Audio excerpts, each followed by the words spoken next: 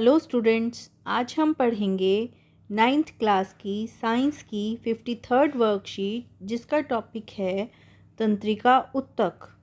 बच्चों, हम बहुत सारी चीज़ें महसूस कर सकते हैं और साथ ही साथ जो चीज़ें हम महसूस करते हैं उसकी प्रतिक्रिया भी हम देते हैं और कई बार ऐसी प्रतिक्रिया होती है जो हम बिना सोचे समझे भी देते हैं, है ना।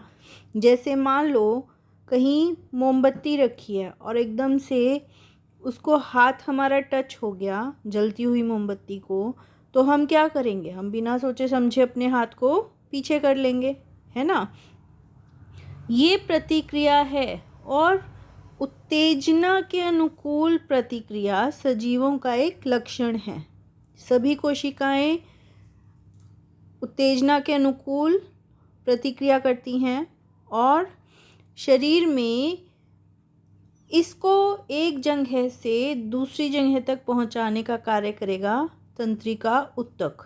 देखो, हमारे हाथ पर मोमबत्ती की लो टच हुई, है ना, और सिग्नल पहुंच गया हमारे दिमाग तक और दिमाग ने वापस सिग्नल पहुंचाया हाथ तक कि हाथ को पीछे करो।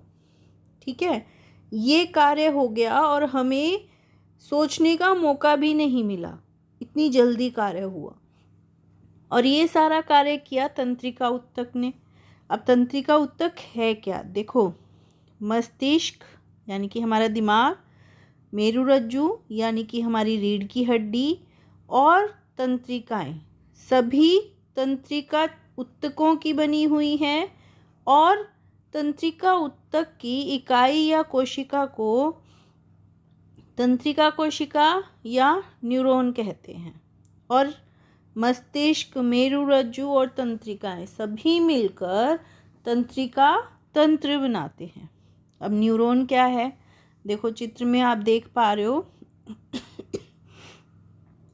इस चित्र के अंदर न्यूरॉन के 3 भाग हैं। द्रुमिका, यहाँ द्रुमिका, कोशिकाएं और तंत्रिकाक्ष। ठीक है, द्रुमिका, कोशिकाएं और तंत्रिकाक्ष। न्यूरॉन कोशिका का जो कोशिकाएं है उसमें केंद्रक है, यहाँ केंद्रक है और कोशिका द्रव्य है। और जो एक्सॉन यानी कि तंत्रिकाक्ष है वो लंबा प्रवर्ध है न्यूरॉन का और अंत में बहुत सारे छोटी शाखा वाले प्रवर्ध होंगे जिसे कहा जाएगा द्रुमिका। तंत्रिका कोशिका 1 मीटर तक लंबी हो सकती है और बहुत सारे तंत्रिका रेशे संयोजी ऊतक के द्वारा एक साथ मिलकर एक तंत्रिका का निर्माण करेंगे। न्यूरॉन के कार्य क्या हैं? तंत्रिका रेशे से गुजरने वाली संवेदना को क्या कहा जाएगा? तंत्रिका स्पंदन कहा जाएगा। और न्यूरॉन की द्रुमिका और दूसरे न्यूरॉन का अंतिम सिरा संपर्क में रहेंगे और तंत्रिका स्पंदन को यानी कि सेंसेशन को मस्तिष्क तक पहुंचाएंगे। अब ये हमारी इच्छानुसार अपनी पेशियों की गति करने में भी मदद करेगा और साथ ही साथ संयोजन उत्तेजना के अनुसार तेज गति भी प्रदान करेगा। अब आओ कुछ क्वेश्चंस देखते हैं। तंत्रिका ऊतक का मुख्य कार्य लिखिए। तो तंत्रिका ऊतक का मुख्य कार्य क्या था? उत्तेजना को एक स्थान से दूसरे स्थान तक पहुंचाना पूरे शरीर में। न्यूरॉन का नामांकित चित्र बनाइए।